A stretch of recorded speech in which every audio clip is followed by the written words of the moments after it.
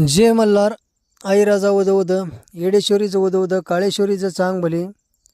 चला तर आपण या व्हिडिओमध्ये आज पाहणार आहोत, ऐकणार आहोत की सती मातेची 51 शक्तिपीठे कोणकोणत्या ठिकाणी आहेत आणि कशी निर्माण झाली, त्या ठिकाणची नावे काय, कोणकोणत्या ठिकाणी निर्माण झाली, याबद्दलची सर्व माहिती आपण या व्हिडिओमध्ये ऐकणार आहोत. तरी शेवटपर्यंत सर्वांनी व्हिडिओ ऐका. भारतीय उपखंडात सती मातेचे 51 शक्तिपीठे आहेत. या शक्तिपीठामध्ये आईचे वेगवेगळे अंग आणि तिचे दागिने पडले होते. त्या ठिकाणी हे शक्तिपीठ निर्माण झाले असे आपल्याला शास्त्र सांगतं. हिंदू धर्माच्या अनुयायासाठी मातेच्या संबंधित ही स्थानं अतिशय पवित्र मानली जातात आणि ह्या ठिकाणी भक्तजन लाखोंना भक्तजन या ठिकाणी दर्शनासाठी जातात आणि या ठिकाणी गेलेल्या भक्तांना मातेचा आशीर्वाद मिळतो, आशीर्वाद लाभतो आणि प्रत्येक भक्ताचं संकट हे दूर होतं. या ठिकाणी माता सतीचे पिता उद्धव राजा दक्ष कंकलहारीद्वारे येथे बृहस्पती नावाचा यज्ञ आयोजित केला होता आणि त्या यज्ञाच्या ठिकाणी त्या कार्याला सर्व देवी देवतांना बोलवलं होतं. परंतु माता सतीला आणि शिवशंकराला त्या ठिकाणी आमंत्रित केलं नाही, बोलवलं नाही. परंतु माता सती त्या ठिकाणी निघाली.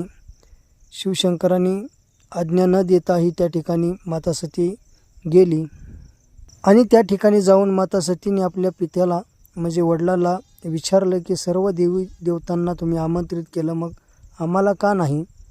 आणि हे ऐकून राजा दक्ष भगवान शिवाला वाईट बोलू लागला. आई सतीसमोर ते पतीला दोष देऊ लागले. हे ऐकून माता सती खूप संतापली आणि असं बोलताच त्या ठिकाणी माता सतीने त्या केलेले अग्निकुंडामध्ये उडी घेऊन आपले स्वतःचे शरीर भस्म केले.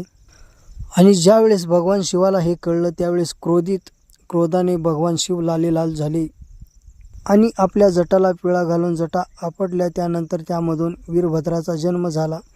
वीरभद्राचा जन्म झाल्यानंतर वीरभद्राला त्या ठिकाणी राजा दक्षाकडे पाठवले. त्या ठिकाणी घनघोर युद्ध चालू झाले आणि दक्ष राजाचे मुंडके छाटले गेले त्या ठिकाणी. आणि भगवान शिवानी माता सतीचं मृत शरीर घेऊन सैरावैरा फिरू लागले, आरडू लागले, ओरडू लागले. सर्व पृथ्वी हादरली, थरथर कापू लागली. त्यानंतर आणि माता सतीला घेऊन त्रैलोक्यात भगवान शिव फिरू लागले, सैरावैरा ओरडू लागले.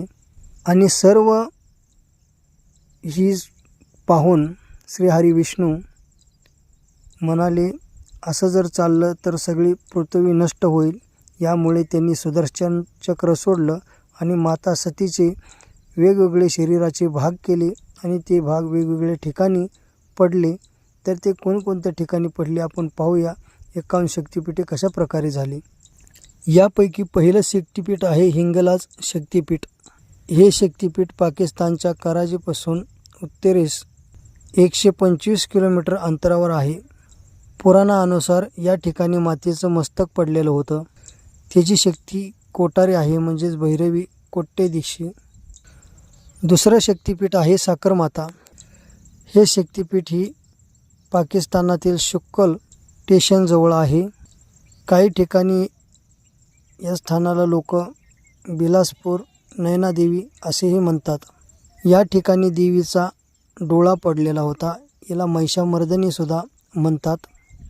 तिसरं शक्तिपीठ आहे सुगंधा सुनंदा. बांगलादेशातील शिकारपूर बारिसालपासून सुमारे 20 किलोमीटर अंतरावर आहे. या ठिकाणी माता सतीचे नाग पडले होते, म्हणूनच याला सुगंधा सुनंदा असं म्हणलं जातं. चौथं शक्तिपीठ आहे काश्मीर महामाया. हे शक्तिपीठ जम्मू आणि काश्मीर या ठिकाणी आहे. या ठिकाणी सतीचा कंठ पडला होता. 5व्या नंबरचं आहे ज्वालामुखी सिद्धिता. हिमाचल प्रदेशातील कांगडा येथे आईची जीभ पडली होती. याला आगीचं ठिकाण म्हणतात. याला ज्वालामुखी सिद्धिता असे नाव पडलं. 6वं शक्तिपीठ जालंधर त्रिपुरमालिनी. माता त्रिपुर मालिनी धार्मिक शास्त्रानुसार या ठिकाणी आईचे डावे स्तन पडले होते. 7वे शक्तिपीठ आहे वैद्यनाथ, जे दुर्गा झारखंड येथे आहे. धाम या ठिकाणी आईचं हृदय कोसळलेलं आहे. या ठिकाणी आईला जय माता असं ओळखलं जातं आणि भैरव वैद्यनाथ म्हणूनही ओळखलं जातं. 8व्या नंबरचं आहे नेपाळ महामाया गुजेश्वरी मंदिर. हे पश्चिम मंदिराजवळच नेपाळमध्ये आहे. या ठिकाणी देवीचे दोन्ही गुडघे पडले होते असेही सांगितलं जातं. या ठिकाणी देवी शक्तीचं नाव महाशिरा आहे. 9 नंबरवर आहे मानव दाक्षायणी. हे शक्तिपीठ तिबेटमधील कैलास मानसरोवराच्या मानसाजवळ आहे. या ठिकाणी आईचा उजवा हात तिथल्या खडकावर पडला होता. 10व्या नंबरवर आहे विरजा असाधारण. हे शक्तिपीठ ओडिसातील उत्खर येथे आहे. या ठिकाणी माता सतीची नाभी पडली होती. त्यानंतर 11 नंबरचं शक्तिपीठ आहे गंडकी. नेपाळमध्ये गंडकी नदीच्या काठावर कोकरा नावाच्या ठिकाणी मुक्तिनाथ मंदिर आहे.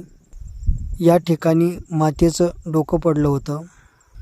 12 नंबरचं शक्तिपीठ आहे बहुला चंडिका. आईचा डावा हात भारताच्या पश्चिम बंगालमध्ये वर्धमान जिल्ह्यातून 8 किलोमीटर अंतरावर कटोवा केटुवा आजिया नदीच्या काठावर पडला होता अशी आख्यायिका आहे. 13 नंबरवर आहे उज्जयिनी मांगल्य चंडिका. उज्जयिनी मांगल्य चंडिका भारतातील पश्चिम बंगालमधील वर्धमान जिल्ह्यातून 16 किलोमीटर असलेल्या घुसखोर स्टेशनपासून उज्जयिनी नावाच्या ठिकाणी आईचे उजवे मनगट पडले होते. 14 नंबरवर आहे त्रिपुरा सुंदरी. भारतातील